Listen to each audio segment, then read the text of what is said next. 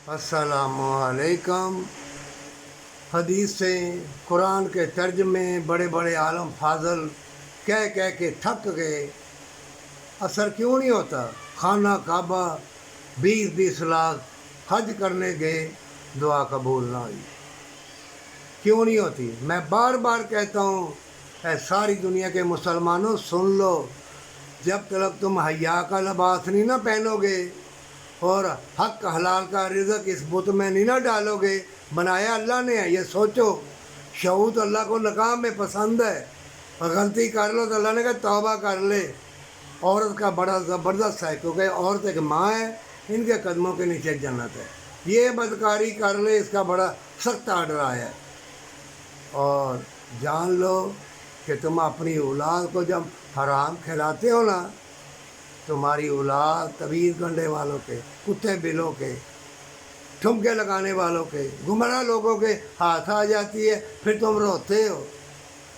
आधी रोटी में कनायत कर, अल्लाह रहमान रहीम है, शफा तंदुरुस्ती देगा। ये मत ख्याल कर कि ज़्यादा दौलत तुम्हें तंदुरुस्ती देगी, तुम्हें जन्नत लेके देगी, तुम्हारी औलाद तुम्हारी फर्मा बरदार रहेगी।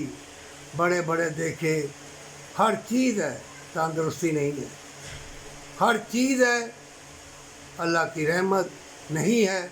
औलाद भी बेरारबी, अकेले ही आए हो, अकेले ही चले जाओगे, ये सोच लो।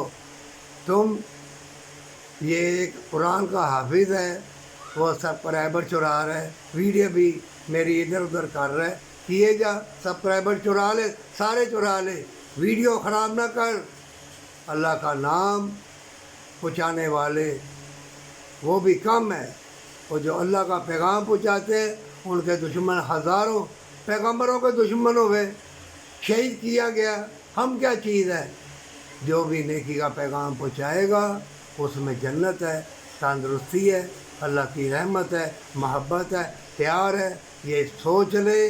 बरकत वाली कमाई में इस बुत को बनाया अल्लाह ने, तो अल्लाह तुम्हारे लिए मुशाहदात के, इल्म के, हिकमत के दरवाज़े खोल देगा, और जीत सच्चाई की होगी, जीत ईमान वालों की होगी, जो अल्लाह को दिखाने के लिए यतीम मस्कीन को दौलत बांटते हैं। उनके लिए जन्नत, उनके लिए हसीन मौसम, और माँ बाप से मोहब्बत और सच्ची तौबा के साथ।